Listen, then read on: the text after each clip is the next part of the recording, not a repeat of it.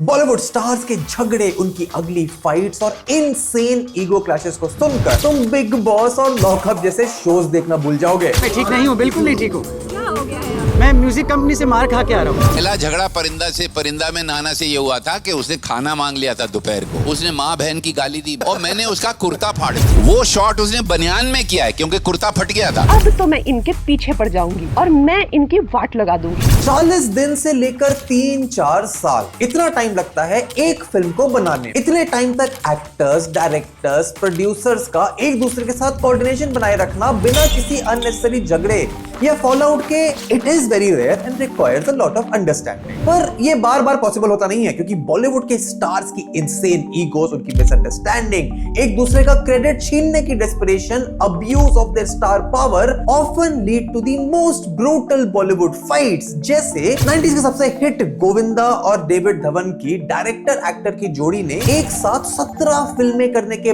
बाद भी सालों से एक दूसरे से बात नहीं करी है। तो फोन पे मैंने सुन लिया, वो कह रहे हैं कि चिच्ची बहुत सवाल पूछने लग गया है और इतने सवाल पूछने लग गया है कि मेरा नहीं दिल है कि मैं उसके साथ काम करूं। उसे कहो जो छोटा मोटा रोल कहीं मिल जाए तो कर ले। आमिर खान ने अपना सो कॉल्ड परफेक्शनिज्म अचीव करने की आड़ में इतने झगड़े किए हैं कि अब शायद ही कोई डायरेक्टर उनके साथ काम तक करना चाहता हो।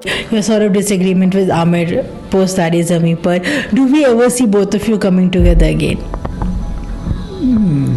कंगना रनौत इंडस्ट्री में आउटसाइडर्स के हक की जो लड़ाई सपोजिटली लड़ती हैं, उन्होंने खुद एक हिंदी पिक्चर में पहले एक साउथ इंडियन डायरेक्टर को फिल्म करने के लिए बुलाया और फिर उन्हें बिना बताए उनको फिल्म के क्रेडिट से बाहर फेंक दिया। Before trailer getting released, I came to know that Kangana is taking the credit as director. It's in December. और कई बार तो ये लड़ाइयां हाथापाई तक चली जाती हैं when actors literally get physical on the set। और मेरा तो प्रॉब्लम ये है कि जूरी में जो होते हैं 4, 5, 6, हाँ, उसमें से 3-4 से तो मेरा झगड़ा हुआ होता है। अब सवाल यहाँ इन बॉलीवुड क्लैशेस की इंटेंसिटी का तो है ही, पर यह भी है कि कैसे अपनी इनसिक्योरिटीज की वजह से एक स्टार 200 से 400 लोगों की क्रू को सफर करवाता है। They have lost their jobs, they have lost their work for nearly 2.5 years क्योंकि उस दौरान के पास काम आया होगा, आपने रिफ्यूज कर दिया था बिकॉज़ आपने कमिट किया है। So the loss to the technicians also, आपको ये भी समझना पड़ेगा। कैसे पेड पीआर कैंपेन्स नैरेटिव को शिफ्ट करते हैं, पब्लिक सेंटिमेंट को मोल्ड करते हैं, और जब बात पैसों पर आ जाए तो बॉलीवुड की ज्यादातर दोस्तियां कमजोर पड़ जाती हैं। बेस्ट फ्रेंड्स तक में कुछ करोड़ों को लेकर सालों तक चलने वाली लड़ाई हो जाती है। What was your thought process at that point of time? Clearly, just to talk about it seriously, when you did not do Kal Ho Na Ho. I don't know, I guess it was greed or I don't know what it is, but what I really was upset about was that I know I did wrong to a friend. ये fight Salman, Shahrukh या ऋतिक, कंगना की लड़ाई से बहुत अलग है। These are professional fights जो शुरू ही हुई थी एक फिल्म की वजह से, जहां एक्टर्स, डायरेक्टर्स या प्रोड्यूसर एक साथ काम कर रहे थे। अब मेरा काम तुम्हें दोनों साइड की स्टोरी बताना है ताकि तुम अपना ओपिनियन खुद बना सको, पर इन सारी फाइट्स की इतनी डिटेल्स पब्लिकली अवेलेबल है कि वीडियो के एंड तक तुम्हें गेस करने की जरूरत ही नहीं पड़ेगी कि कौन बुली है और कौन विक्टिम, कौन 2-4 करोड़ के लिए लालची है और कौन एक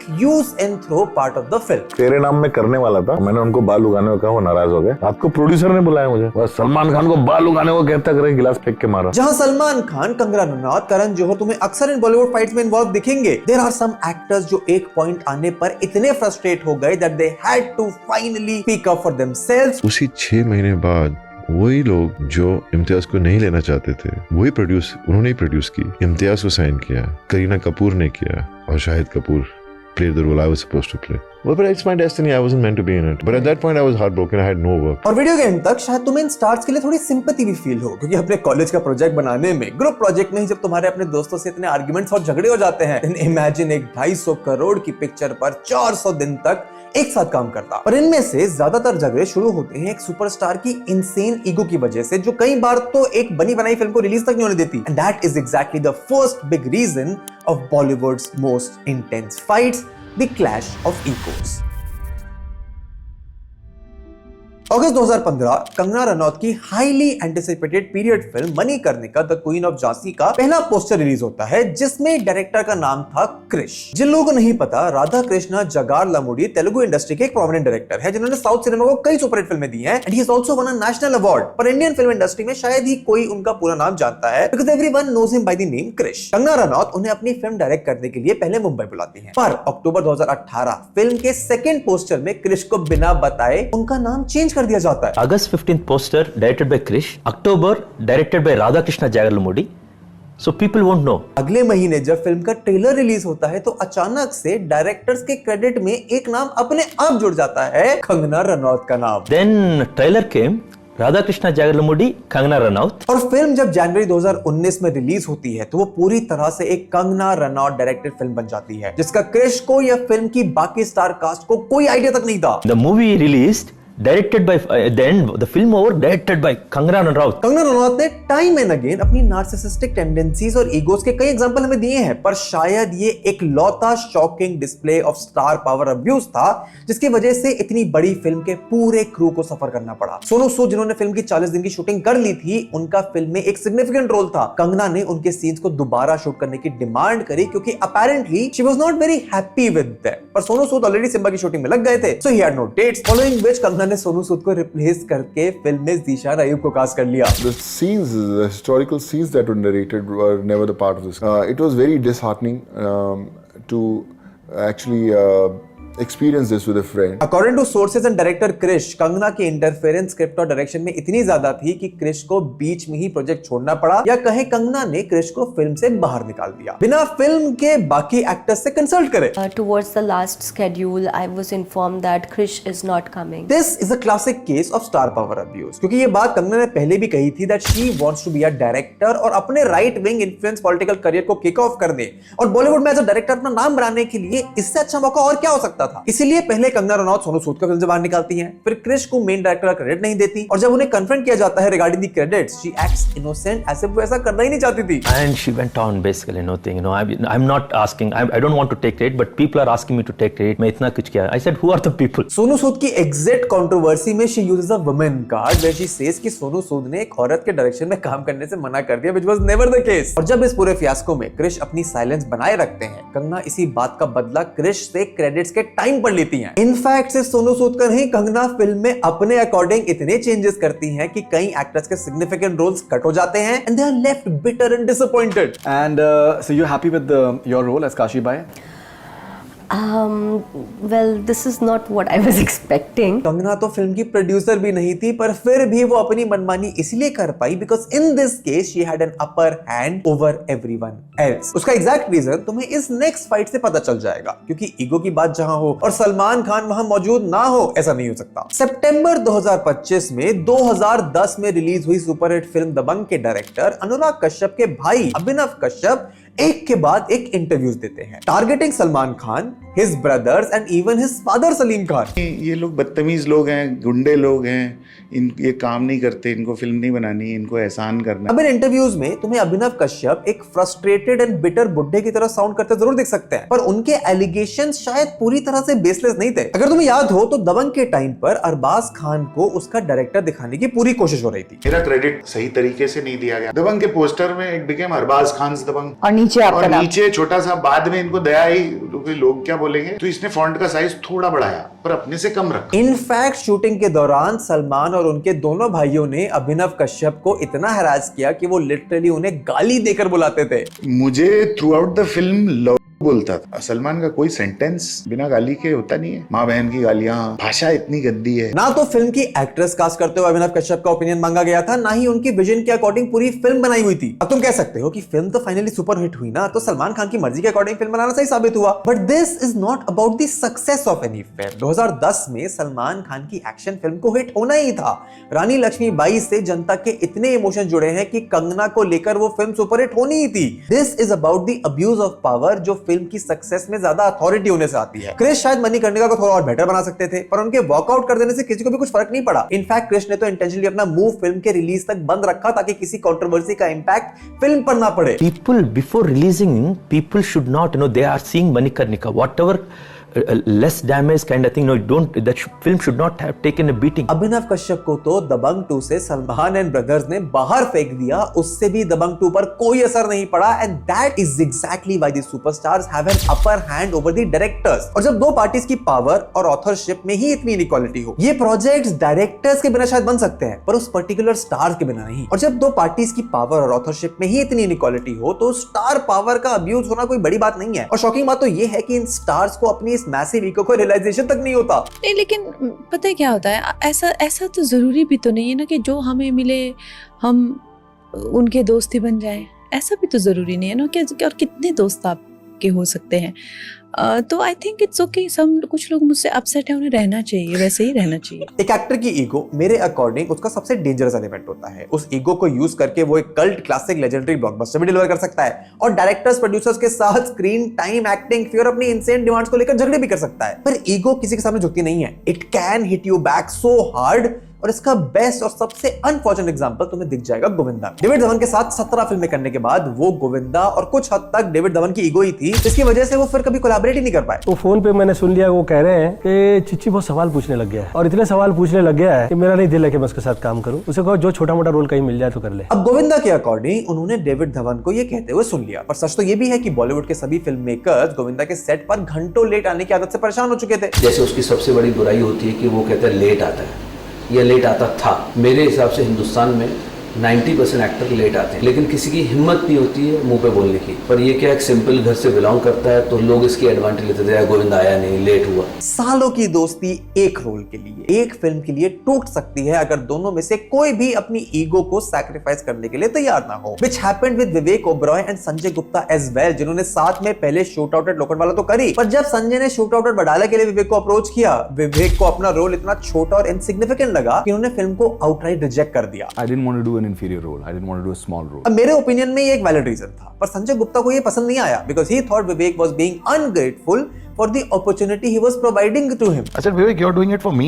I have given you shootout. I have created this character for you. You know, I just felt that Vivek at that moment in time had been very ungrateful. एक फिल्म को अच्छा बनाने के लिए एक डायरेक्टर और एक्टर का same page पर होना इज एक्सट्रीमली इंपॉर्टेंट। पर जहां डायरेक्टर अपनी क्रिएटिव विजन को चेस कर रहा होता है with in the constraints and budget of the film, एक एक्टर, एक सुपरस्टार चेस कर रहा होता है अपना स्टारडम, अपनी मैसिव ईगो का सैटिस्फैक्शन और अपनी फैन फॉलोइंग को सैटिस्फाई करने के तरीके। जैसे 2009 में रिलीज हुई देवडी के दौरान बजट रेस्ट्रिक्शंस की वजह से फिल्म का पूरा crew including director Anurag Kashyap धर्मशाला और चीप गेस्ट हाउसेस में रुकते थे, पर मेन लीड अभय देओल को 5 स्टार होटल में रखा गया। Recently I've been gaslit by this one director who also said lies about me. You know, Anurag said that I demanded a hotel room for Devi and he actually sat me and told me, listen, you're a Deol. I can't have you living with us. You need a hotel room. And then he says I demanded one. Abhay Deol के according अनुराग ने खुद उन्हें force किया, but सालों बाद अनुराग कश्यप ने अभय देओल की इन insane demands को एक्सपोज करते हुए बताया that this is the reason he is not getting good roles anymore. 15 साल पुरानी बात है, किसी ने पूछा अभय देओल जैसा अच्छा एक्टर इंडस्ट्री में क्यों नहीं काम कर रहा, तो मेरा जो एक्सपीरियंस था मैंने कह दिया, उनको बुरा लगा, मैंने उनसे माफी मांग ली। हालांकि ये जेन्युइन मिसअंडरस्टैंडिंग का केस है या फिर झूठे एलिगेशंस का, ये श्योरिटी के साथ कहना मुश्किल है, but if Anurag Kashyap is correct तो मैं शॉक नहीं होऊंगा, क्योंकि शूटिंग के दौरान प्रोड्यूसर से इनसेन डिमांड्स करना बॉलीवुड स्टार्स के लिए कोई बड़ी बात नहीं है। You cannot just bring 6 people and then send a bill of 18 lakh rupees. It's too much. And what if every person working in those 6 vans are cousin? Yeah. So he's feeding his entire family, the full village. Ultimately a dietitian, nutritionist, जो भी whatever. इन stars की insane demand की बात मैं आगे detail में करूंगा, पर ईगो क्लैशेस जब तक वर्बल हो तब तक तो फिर भी ठीक है। देयर आर सम इंसिडेंट जहां बात फिजिकल असॉल्ट तक पहुंच गई है। जिस राजनीति के सेट पर नाना पाटेकर अपने ही दोस्त प्रकाश झा को इतना डांटा कि उनकी आंखों से आंसू निकल गए। किसे मैंने प्रकाश को डांटा? अखबारों में तो ये छपा। मैं अखबार ज्यादातर पढ़ता नहीं। टी सीरीज ने 2014 में अभय देओल को अपने बाउंसर से इतना पिटवाया कि वो इंजरीज के साथ अवार्ड शोज में आए। मैं ठीक नहीं हूँ, बिल्कुल नहीं ठीक हूँ। क्या हो गया है? मैं म्यूजिक कंपनी से मार खा के आ रहा हूँ। और इस लड़ाई का कारण भी वंस अगेन टी सीरीज या कहीं अभय देओल की ईगो ही थी, क्योंकि अपेरेंटली टी सीरीज चाहती थी कि अभय की अपकमिंग फिल्म 1/2 के म्यूजिशियन शंकर एहसान लॉय एक इलीगल डॉक्यूमेंट साइन करे जो अभय देओल को किसी कीमत पर मंजूर नहीं था। और कैसे टी सीरीज ने अपने इलीगल तरीकों से अपनी डोमिनेंस और मोनोपोली एस्टैब्लिश करी है, exploiting the loopholes in the law. इसको तो हमने एक डिटेल वीडियो में कवर करा है, वीडियो के एंड में लिंक दे दूंगा, जाकर देख लेना। पर हर लड़ाई का कारण सिर्फ ईगो या एरोगेंस नहीं होता। Even your biggest stars clash with each other जब बात पैसों पर आ जाए। सालों की फ्रेंडशिप, 2-3 साल तक एक फिल्म पर साथ में काम करना, अपने करियर के सर्वाइवल के लिए मनी माइंडेड मूव्स खेलना and then using insane paid PR to cover it up, ये सब कुछ होता है when money destroys Bollywood relationships. 5 दिसंबर 2025 बॉलीवुड के इस डेकेड की शायद सबसे बड़ी एक्शन मूवी रिलीज होती है, which went on to make more than 1000 crore. ये था रणवीर सिंह का grand comeback on the box office after a string of flop films. पर इसके ठीक 15 दिन बाद 20 दिसंबर 2025 को रणवीर सिंह एग्जिट कर देते हैं अपने next much anticipated project Farhan Akhtar की डॉन 3 से, जिस पर पिछले 2.5 साल से काम चल रहा था। स्टाइलिंग हो चुकी है, आपके कपड़े सिल चुके हैं, यूनिट 3 हफ्ते बाद निकल रहा है शूटिंग के लिए, टिकटें आ चुकी हैं, होटल्स बुक हो चुके हैं, आपका सब कुछ हो चुका है। तो ये तो ऐसे नहीं करेगा ना आदमी, प्रोड्यूसर पागल थोड़ी है यार। अब सवाल आए कि क्या धुरंधर की सक्सेस रणवीर सिंह के सर पर चढ़ गई है या फिर सच में स्क्रिप्ट में हुए चेंजेस से वो खुश नहीं थे, एंड ये बात अभी तक क्लैरिफाई नहीं हुई है। पर कट टू मई 2026 रणवीर सिंह पर एक नॉन कोऑपरेशन डायरेक्टिव यानी एक तरह का बैन लगा दिया जाता है by the federation of western India cine employees, जिसका मतलब था कि अब FWICE से ये जुड़ा कोई भी मेंबर कैमरामैन से लेकर डायरेक्टर तक रणवीर सिंह के साथ काम नहीं करेगा, क्योंकि रणवीर सिंह के last minute exit from Don 3 से अपैरेंटली फरहान अख्तर और उनके प्रोडक्शन हाउस एक्सेल एंटरटेनमेंट को 45 करोड़ का नुकसान हुआ है। 300 करोड़ की फिल्म बना रहे हो तो 45 करोड़ इन प्री प्रोडक्शन तो लगता ही लगता है।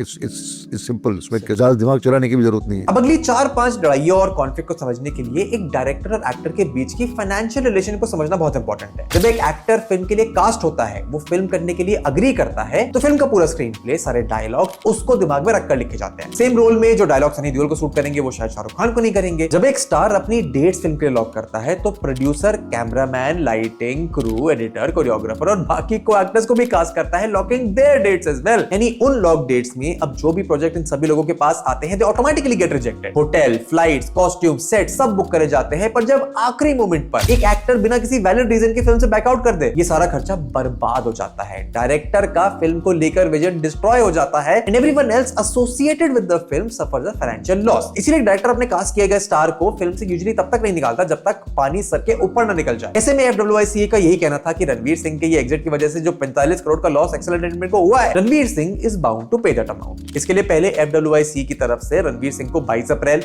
30 अप्रैल और 13 मई को 3 नोटिस भेजे गए, offering him to come and discuss the issue with the association and Farhan Akhtar, पर रणवीर सिंह ने मिलने से मना कर दिया। In fact he even told the federation कि तुम्हारा हक ही नहीं बनता हमारे इशू को रिजॉल्व करने का, इसलिए फालतू पंगे मत लो। हाँ, उस बैन के 8 दिन बाद जरूर बैन रिवोक कर लिया गया due to legal notice by Ranveer Singh and the pressure from other film federation. पर ये पहली बार नहीं था जब रणवीर सिंह ने डायरेक्टर के साथ टैंट्रम्स दिखाए हो। उनकी insane demands on film set तो अपैरेंटली बॉलीवुड में इनफेमस है। इनफैक्ट इन्हीं इंसेन डिमांड्स की वजह से तो रणवीर सिंह को प्रशांत वर्मा की राक्षस में से एग्जिट लेना पड़ा। Particular actor signed a film down south.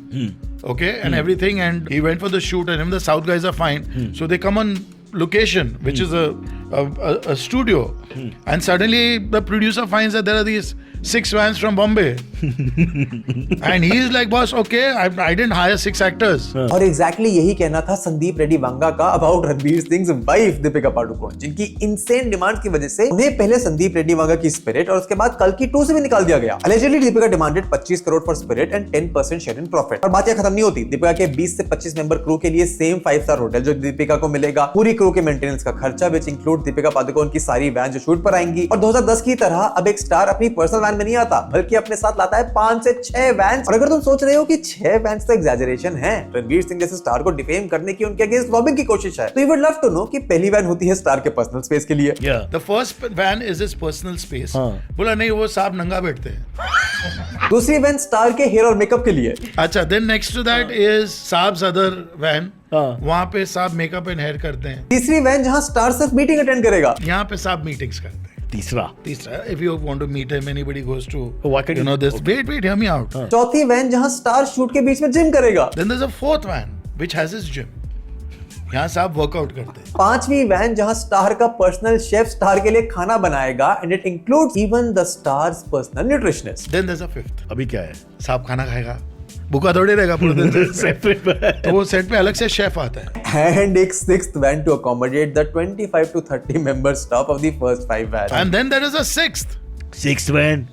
ये 5 वैन का स्टाफ किधर बैठेगा? बाहर थोड़ी बैठेगा। Is it serious or what? Yeah. This is hilarious, बाबा। अपने इन्हीं 5-6 वैन्स के साथ जब रणवीर सिंह राक्षस के मेकर से मिलने इनिशियल शूट करने पहुंचे, तो साउथ के प्रोड्यूसर्स, डायरेक्टर्स और सारे क्रू मेंबर्स वर सो शॉक्ड कि मेकर्स को अलेजिडली रणवीर को बहाने से मुंबई भेजना पड़ा। And they packed up that day and they told the actor and they said, listen sir, next 3 days there's a problem with the location, आप बॉम्बे चले जाओ, आपको बुला लेंगे. हाँ, वो अलग बात है कि रणवीर और दीपिका की स्ट्रॉन्ग पीआर टीम ने सोशल मीडिया पर नैरेटिव को बैलेंस आउट करने में बड़ा रोल प्ले किया बाय क्लेमिंग कि कल्कि और स्पिरिट के मेकर्स ने basic facilities like safety, fire extinguisher तक प्रोवाइड नहीं करे थे और दीपिका का रोल एडिटर स्क्रिप्ट में बहुत छोटा और इनसिग्निफिकेंट हो गया था, which led to some creative differences. In fact, Deepika की डर्टी पीआर मशीनरी ने तो तृप्ति दिमरे को भी ब्रूटली टारगेट किया था, who was casted in spirit in place of Deepika. पर तुम एक बार ये ट्वीट देखो जो वैजयंती मूवीज ने किया है. While announcing the exit of Deepika Padukone, it clearly states that a film like Kalki deserves commitment and much more, which shows कि दीपिका के 8-hour work day और अपने पर्सनल स्टाफ को पे करने की demands did not sit well with the producers. और जहां तक बात फिल्म की फीस की रही, तो इंडस्ट्री रिवॉर्ड करती है your ability to fill the theaters. The reason why you're paid differently in cinema is because the market forces understand that you're able to bring that much money back into a film. If Rani can fill in more seats than I can, 101% she'll be paid more than me. The market forces will make sure that she gets paid more than I do. और कल्कि और spirit दोनों ही फिल्मों में सबको पता है कि ऑडियंस प्रभास और फिल्म मेकर्स के लिए थिएटर में आएगी, ना कि दीपिका पादुकोण के लिए. उनकी खुद की फिल्म लाइक पीको एंड छपाक जहां थिएटर्स फिल करने के लिए हेवी लिफ्टिंग दीपिका ने करी थी और यही रीजन है कि 3-4 हिट देने के बाद आज हर एक्टर 30-40 इवन 50 करोड़ रुपए की डिमांड करता है, which makes it almost impossible for the producer to make money after the release. जैसे कार्तिक आर्यन और करण जौहर में दोस्ताना 2 के दौरान जो झगड़ा हुआ था, इसकी वजह से करण जौहर को फिल्म शेल्फ करनी पड़ गई. उसका रीजन बहुत हद तक कार्तिक आर्यन की एक्टिंग फीस भी था, जो अलेजेडली अचानक से एक्सपोनेंशियली बढ़ गई थी. हालांकि कार्तिक ने इस पर अपनी क्लैरिफिकेशन दी है. और if these rumors are true, Kartik को पता होना चाहिए कि Karan Johar is not someone जो इन डिमांड्स के आगे झुक जाएंगे, क्योंकि 23 साल पहले 2003 में करीना कपूर का कल हो ना हो में शाहरुख खान जितनी फीस डिमांड करना, वो भी करण ने एंटरटेन नहीं किया था and said good bye to his dear friend Kareena. इस आर्गुमेंट के बाद दोनों ने 2-3 साल तक एक दूसरे से बात नहीं करी थी, जिसका बाद में करीना को भी रिग्रेट हुआ था. I don't know, I think that every human being just goes through something that, I don't know, I guess it was greed or I don't know what it is, but it was definitely something that was wrong, which I realized. What I really missed and what I really was upset about was that I know I did wrong to a friend. And पैसों को लेकर fall out तो बॉबी देओल और इम्तियाज अली के बीच में हुआ था. When Imtiaz Ali wanted to cast Bobby Deol इन जब भी मैच. मैं चाह रहा था कि बॉबी स्टार्ट करे पिक्चर, बट उसको कुछ और ऑफर्स मिल रहे थे कुछ बड़े डायरेक्टर्स के साथ, तो वो वेट कर रहा था कि मतलब कह रहा था कि ठीक है इसके बाद कर लेंगे. तो करते करते एक ऐसा वक्त आ गया, ठीक नहीं लग रहा, बहुत वक्त बीत चुका है, क्योंकि वैसे भी 5 साल तक मैंने एक ही फिल्म की है. पर ये कॉन्फ्लिक्ट बहुत हद तक एक जेन्युइन मिसअंडरस्टैंडिंग लगती है, जहां डेट्स का इशू बार बार आ रहा था. पर एक कॉन्फ्लिक्ट जो एक सीधा केस बनता है चीटिंग का, डायरेक्टर के करोड़ों रुपए ठगने का, वो है the 30-year-old rift between Sunny Deol and Sunil Darshan. Sunny Deol, जिन पर हमने भी एक डिटेल वीडियो बनाई हुई है, एंड में लिंक दे दूंगा, जाकर देख लेना. वो 1996 में अपनी फिल्म अजय के डिस्ट्रीब्यूशन राइट्स सुनील दर्शन से मांगते हैं ताकि वो अपनी इंटरनेशनल डिस्ट्रीब्यूशन कंपनी खोल सके. सुनील दर्शन ऑलरेडी सनी के साथ इससे पहले लुटेरा, इंतकाम और अजय में एज अ डिस्ट्रीब्यूटर काम कर चुके थे, इसीलिए as a good friend Sunil Sunny को राइट दे देते हैं. पर ये शायद उनके करियर की सबसे बड़ी गलती थी, क्योंकि इन राइट्स की पेमेंट के लिए सनी देओल सुनील को लंदन, मुंबई, हैदराबाद के साथ साथ और भी कई शहरों के चक्कर आने वाले कई सालों में लगाने वाले थे. तो समझ आया कि भाई मेरा उनके यहाँ जाना उनको पसंद नहीं आ रहा था. फिर ऐसी कहानियां सुनता रहा कि जो लोग वहाँ पैसे मांगने आते थे कि पहले उनके साथ ऐसा होता है, पहले इनके कैबिन से बाहर होते हैं, फिर इनके सेक्रेटरी कैबिन से बाहर होते हैं,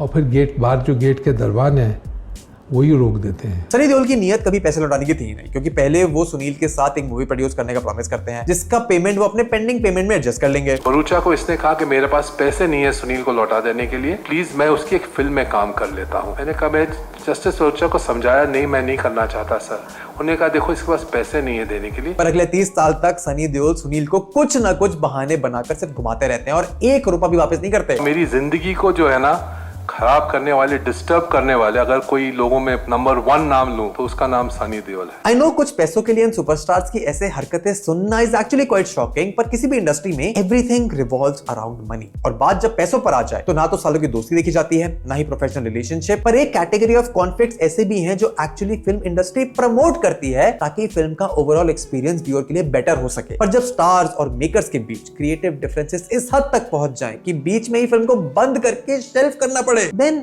it becomes a big problem, and that is when creative differences turn ugly. Sandeep Reddy Vanga अपनी सारी कंट्रोवर्सीज में तुम्हें लॉजिकली शायद सही लगे, पर कंट्रोवर्सीज में सबसे ज्यादा फंसते भी वही हैं। And in my opinion it happens because of his massive ego, जो उन्हें अपने ही फिल्म के एक एक्टर का क्रिटिसिज्म, उसके इनपुट्स, उसके पॉइंट ऑफ व्यू को सीरियसली नहीं लेने देते। कबीर सिंह में प्रोफेसर का रोल करने वाले आदिल हुसैन की इस स्टेटमेंट पर संदीप रेड्डी वांगा ट्वीट करते हैं, I regret casting you knowing that your grid is bigger than your passion. और कहते हैं आदिल को जितना फेम कबीर सिंह के उस छोटे से रोल ने दिया है उतना तो उनकी 30 फिल्में नहीं दिला पाई। और क्रिएटिव डिफरेंसेस को हैंडल कर पाने की आर्ट की कंप्लीट एब्सेंस तो मुझे आमिर खान में भी लगती है। इनफैक्ट बॉलीवुड में सबसे ज्यादा उन्हीं में लगती है, क्योंकि पहले तो वो महेश भट्ट के साथ गुलाम में काम करते हैं and this is what Mahesh Bhatt had to say about him. उन्होंने हमारी फिल्म की थी गुलाम, वो इतना प्लेजेंट एक्सपीरियंस नहीं था हमारे लिए। उसके बाद वो राम गोपाल वर्मा से झगड़ा कर लेते हैं, उनके साथ कोई फिल्म साइन नहीं करते जस्ट बिकॉज राम गोपाल वर्मा ने 1995 में रिलीज हुई रंगीला का एक सीन में एक वेटर की एक्टिंग को आमिर की एक्टिंग से बेटर बता दिया था। एंड देन आमिर खान की डार्क, मैनिपुलेटिव और कंट्रोलिंग साइड ऑडियंस के सामने आती है इन 2007, जब वो तारे जमीन पर के शूट के दौरान डायरेक्टर अमोल गुप्ते से इतने डिससैटिस्फाइड हो जाते हैं कि बीच फिल्म में डायरेक्टर का काम अपने हाथ में ले लेते हैं, which badly hurts Amol Gupte and their relationship। पर दो कॉन्फ्लिक्ट ऐसे थे जो जेन्युइन क्रिएटिव डिफरेंस की वजह से इतने ज्यादा स्ट्रेच हो गए कि एक एक्चुअल राइवलरी में बदल गए। जैसे 1992 में रिलीज हुई डर के दौरान सनी देओल शाहरुख खान के रोल को लेकर डायरेक्टर के विजन से इतने ज्यादा नाखुश थे कि वो एक सीन करते हुए गुस्से में अपनी पैंट की पॉकेट में हाथ डालकर पैंट ही फाड़ देते हैं। और वही उसी फिल्म में था जहाँ पर मैं वो सीन कर रहा था जो आप लोग दिखा भी रहे थे शायद, जहाँ पर शाहरुख मुझे चाकू मारता है। तो उधर काफी मेरी बहस हुई थी कि देखो मैं एक कमांडो ऑफिसर हूँ और इतना एक्सपर्ट हूँ, मैं उसको देख रहा हूँ मुझे चाकू मार देगा तो मैं कमांडो कहाँ का रहा। And though I completely agree with Sunny's point of view, पर ये तो कुछ ज्यादा हो गया। इस इंसिडेंट के बाद सनी देओल और शाहरुख खान ने सालों तक एक दूसरे से बात नहीं करी थी, which might turn out to be the case between Ranbir Kapoor and Govinda as well। Govinda को जग्गा जासूस में एक इंपॉर्टेंट कैमियो करने के लिए रणबीर कपूर और अनुराग कश्यप ने साउथ अफ्रीका तो बुलाया, और उसके लिए गोविंदा ने अपैरेंटली कोई फीस भी चार्ज नहीं करी। बीमार होते हुए भी travel to South Africa according to the shoot schedule. पर फिल्म के फाइनल कट में गोविंदा का एक सीन तक नहीं था, क्योंकि अपेरेंटली उस शूट के बाद स्क्रिप्ट में काफी चेंजेस हुए जिनके अकॉर्डिंग गोविंदा का रोल स्क्रिप्ट में फिट ही नहीं बैठता था, और Ranbir Kapoor even apologise for that in public. And किसी भी क्रिएटिव फील्ड में जहां इतने लोग और पैसे इन्वॉल्व हो, उन सारी फाइट्स, अगली कॉन्फ्लिक्ट्स को अगर रिजॉल्व किया जा सकता है तो वो सिर्फ कोऑपरेशन से है। दोनों पार्टीज में किसी एक को अपनी ईगो सैक्रिफाइस तो करनी पड़ेगी, रेप्यूटेशन लॉसेस लेने ही पड़ेंगे। एंड अगर उस रिलेशनशिप को, उस प्रोजेक्ट को अपनी लड़ाई की मार से बचाना है, जैसे डायरेक्टर क्रिश ने कंगना की हिपोक्रेसी और कंट्रोलिंग नेचर को एक्सपोज जरूर किया, बट फिल्म के रिलीज होने के बाद ना कि पहले। करण जौहर ने कार्तिक आर्यन के साथ जो भी मिसअंडरस्टैंडिंग थी वो रिजॉल्व करके अब एक नई फिल्म की शूटिंग भी शुरू कर दी है। We've all had our issues with each other, but it's a tiny industry, which I call a family. And I believe that within a family, कभी-कभी गिले शिकवे हो जाते हैं, but at the end of the day, you know, good people want to make good films and come together to create good content, and you have to let, as I said, we don't sweat the small stuff. We have the larger vision to look at. पर मेरे according ego को तो side में रख के बात की जा सकती है। फाइनेंशियल इश्यूज से शुरू हुई लड़ाइयों का solution more often than not निकलता नहीं है। I don't think Sandeep Reddy Vanga और दीपिका पादुकोण या फरहान अख्तर और रणवीर सिंह फ्यूचर में कभी एक दूसरे के साथ काम कर पाएंगे। सुनील दर्शन ने तो प्रेस कॉन्फ्रेंस बुलाकर इंटरव्यूज में एक्सपोज करके सनी देओल से पैसे निकलवाने की कोशिश कर ली है, बट टू नो अवेल। अब या तो तुम्हारी अंडरस्टैंडिंग और दोस्ती करीना कपूर और करण जौहर जितनी स्ट्रांग हो कि अपनी ग्रीड को, अपनी मिस्टेक को ऑन कैमरा एक्सेप्ट कर पाओ, वरना financial disputes in Bollywood often result in permanently damaging the relationship। और क्रिएटिव डिफरेंसेस को जेन्युइन मिसअंडरस्टैंडिंग तो ऐसे ही बस थोड़ी एम्पैथी रखने से सॉल्व हो सकती है। हाँ, बस तुम आमिर खान और संदीप रेड्डी वांगा नहीं होने चाहिए। और इन बॉलीवुड फाइट से तो क्लियर हो जाता है that your professional looking superstars are not really professional and they might only do what benefits them the most and their massive ego। फिर चाहे डायरेक्टर सफर करे, प्रोड्यूसर सफर करे या पूरी फिल्म की क्रू। वीडियो अच्छी लगी हो तो लाइक और शेयर करो, चैनल को सब्सक्राइब करो, स्क्रीन पर आई वीडियो को चेकआउट करो, and I will see you in the next one.